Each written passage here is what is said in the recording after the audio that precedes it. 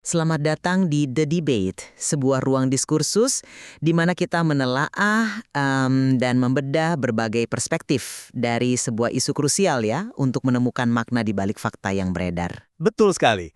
Dan isu yang kita angkat hari ini sejujurnya sangat mengejutkan dan menguji batas nalar kita. Sangat menguji nalar. Kita sedang dihadapkan pada kasus tempat penitipan anak atau daycare di kota Yogyakarta. Fakta dasarnya begini, kepolisian baru saja menetapkan 13 orang sebagai tersangka. 13 orang ya, itu angka yang masif untuk sebuah daycare. Iya, masif sekali. Dan mereka menjadi tersangka atas dugaan kekerasan terhadap 53 anak. Realitas dari kasus ini sangat brutal sih. Kita berbicara tentang bayi dan balita yang diikat kaki dan tangannya, lalu mulutnya dilakban. Ya ampun. Iya, dan alasannya hanya agar anak-anak itu dalam tanda kutip anteng. Kasus ini benar-benar contoh gelap dari sebuah rutinitas kekerasan yang terstruktur. Ini bukan sekedar kelalaian biasa kan? Tepat. Dan disitulah letak fokus perdebatan kita hari ini. Pertanyaan sentralnya adalah, apakah tragedi ini harus dilihat secara primer sebagai kegagalan sistemik dan eksploitasi korporasi dari sebuah institusi ilegal? Atau di sisi lain, apakah ini sebenarnya bentuk kebobrokan moral? Maksud saya, agensi kriminal kolektif dari individu-individu yang secara sadar melakukan penyiksaan. Benar. Dan saya mengambil posisi bahwa kasus ini adalah manifestasi murni dari kejahatan struktural. Kebijakan yayasan yang serakah pada dasarnya menciptakan kondisi eksploitatif yang pada akhirnya memaksa lahirnya kekerasan tersebut. Saya paham perspektif Anda, tapi saya berpijak pada posisi yang berseberangan. Penekanan kita harus diletakkan pada agensi individu. Kita berbicara tentang 11 pengasuh yang secara sadar memilih untuk menyiksa anak-anak, terlepas dari tekanan struktural apapun. Oke, mari kita mulai dengan membedah seperti apa sebenarnya sistem yayasan ini beroperasi. Karena lensa kejahatan korporasi ini sangat krusial ya. Coba kita urai fakta-faktanya. Silakan. Sejak berdiri pada tahun 2021, daycare ini sama sekali tidak memiliki izin usaha. Ini bukan sekedar telat bayar administrasi ya, ini murni operasi ilegal. Nol perizinan sejak awal beroperasi, betul. Iya, nol. Dan pemiliknya, termasuk ketua yayasan berinisial DK, sengaja mendesain lingkungan yang secara operasional sangat tidak masuk akal demi keuntungan finansial yang maksimal. Mereka menerapkan sistem overload. Sistem overload yang seperti apa tepatnya? Bayangkan ini ada 2 orang pengasuh dan mereka dibebankan tanggung jawab untuk menjaga 20 anak balita sekaligus. 20 anak. Wow, rasio 2 untuk 20 balita itu adalah kekacauan manajerial yang fatal sih, saya tidak membantah itu. Kekacauan yang disengaja dan di sanalah akar kejahatannya bermula. Menjaga 20 balita yang menangis, berebut mainan, itu secara manusiawi mustahil untuk 2 orang. Sensorik Anda akan meledak kan? Tentu, pasti sangat membuat stres. Sangat. Nah, dalam kondisi eksploitatif itu, turunlah instruksi lisan dari kepala sekolah berinisial AP dan ketua yayasan. Instruksinya simpel, tapi mematikan buat anak-anak, anteng. Dalam ekosistem yang kurang staf ini, instruksi tersebut bertransformasi menjadi semacam SOP bayangan. Jadi, keserakahan institusi lah yang menyudutkan pengasuh. Kekerasan menjadi mekanisme jalan pintas agar sistem ilegal ini tetap jalan. Oke, saya paham arah argumen soal tekanan manajemen tersebut, tapi ada bahaya besar di sini ya. Kalau kita terlalu terpaku pada narasi pengasuh adalah korban sistem, kita berisiko mengaburkan tanggung jawab pidana mereka. Mengaburkan bagaimana maksudnya? Begini, tangan mereka lah yang secara fisik menyakiti anak-anak tersebut. Berdasarkan keterangan polisi kan, 11 pengasuh ini dari FN, NF, LS, dan seterusnya saling mengetahui praktik ini. Iya, mereka tahu karena itu SOP bayangan tadi. Tapi mereka secara aktif mengeksekusinya. 3 dari anak-anak ini dilarikan ke rumah sakit untuk visum, dan hasilnya mengonfirmasi adanya luka memar di pergelangan tangan dan kaki akibat ikatan. Memang hasil visumnya tidak bisa dibantah. Nah, itu poin saya. Ini bukan insiden bayi jatuh karena pengasuh sedang bikin susu. Mengikat pergelangan anak, lalu menempelkan lakban ke mulut balita, itu butuh intensi yang sadar loh. Tapi intensi itu muncul di bawah tekanan otoriter kan? Kesulitan menjaga 20 anak tidak bisa jadi justifikasi untuk penyiksaan sistematis. Mengambil lakban, memotongnya, Menatap mata anak yang ketakutan, itu lompatan perilaku yang melanggar batas kemanusiaan dasar. Ya, secara moral itu memang mengerikan. Tapi, Apalagi, kesaksian menyebut praktik ini sudah berlangsung selama 1 hingga 1,5 tahun. Ini konspirasi kejahatan kolektif setiap hari, bukan sekedar panik sesaat. tunggu dulu. Coba kita telaah durasi 1,5 tahun itu dari sudut pandang relasi kuasa. Anda fokus pada intensi saat mengambil lakban, tapi siapa yang memberi instruksi dari atas? Para pemilik yayasan, Betul. Dan profil kepemilikan yayasan ini bukan orang sembarangan kan? Di sana ada figur-figur bertenaga. Ada dosen, hakim, bahkan pakar hukum bergelar doktor. profil mereka memang mentereng, saya akui itu. Nah sekarang posisikan diri Anda sebagai pengasuhnya. Mereka bekerja di fasilitas tanpa izin. Artinya status hukum mereka rentan.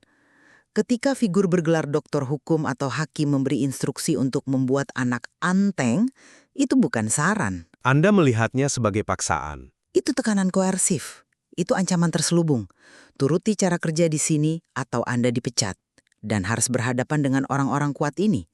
Para pengasuh ini ibarat buruh di pabrik ilegal. Maksudnya pabrik yang memaksa target produksi? Tepat sekali.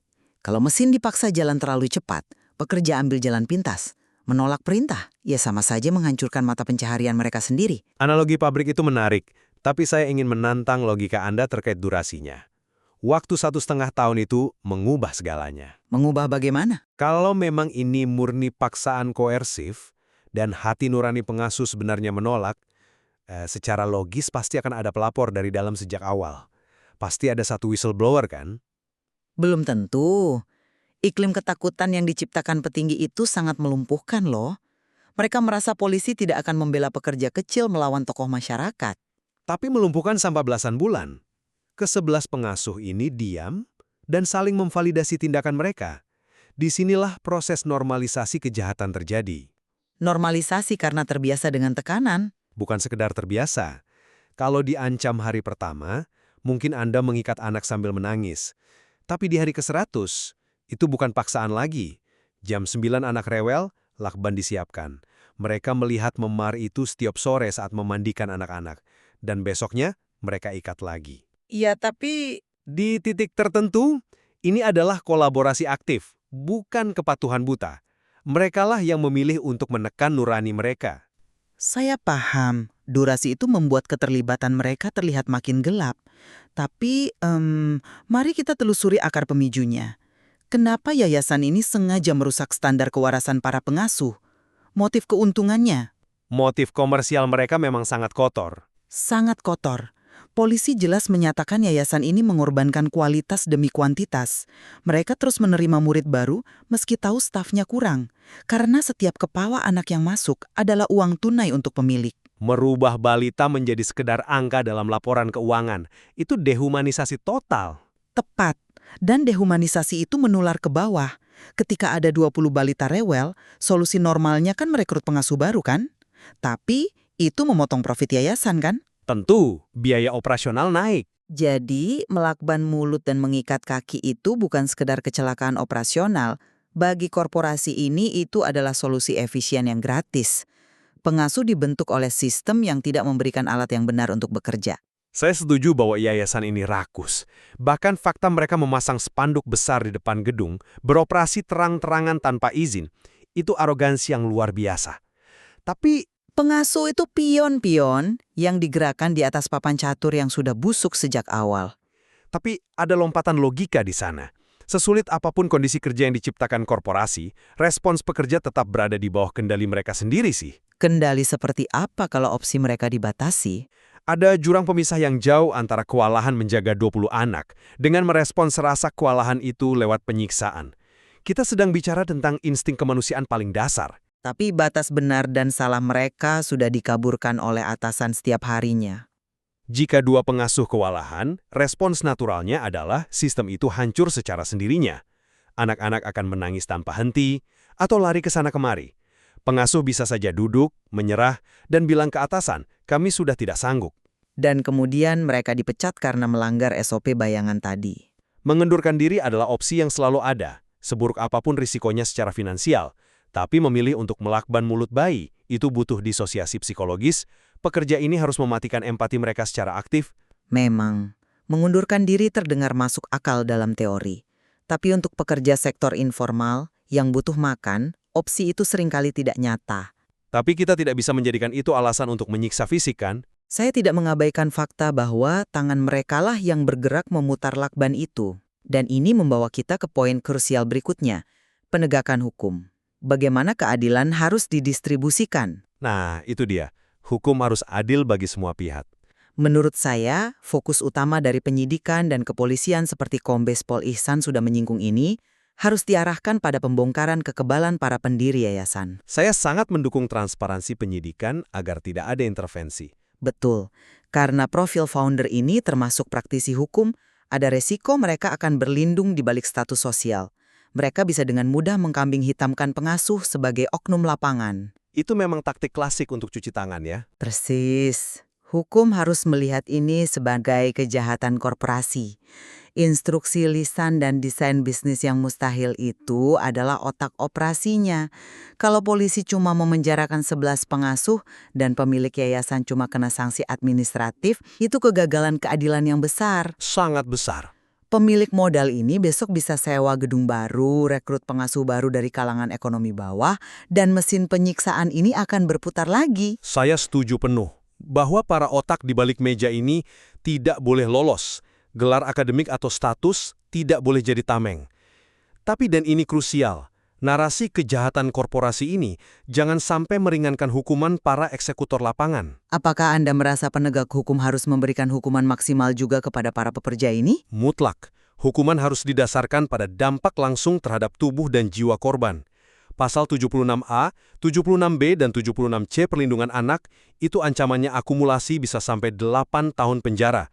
8 tahun untuk pekerja rendahan yang tertekan sistem. Bukankah itu memukul pihak yang paling lemah? Hukum harus melihat siapa yang paling hancur. Dan yang paling hancur adalah ke-53 anak balita itu. Buktinya nyata loh. Polisi sampai buka posko pengaduan khusus pasca pengerebekan. Iya, Dinas UPD DPI juga harus turun tangan menyediakan konseling psikiater untuk keluarga kan? Tepat. Trauma psikologis yang membuat balita histeris lihat orang asing atau takut ruang tertutup, itu ditorehkan oleh kontak fisik.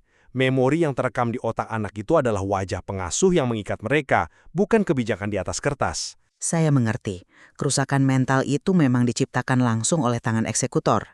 Jadi eksekutor lapangan tidak boleh diringankan hanya karena bos mereka juga jahat.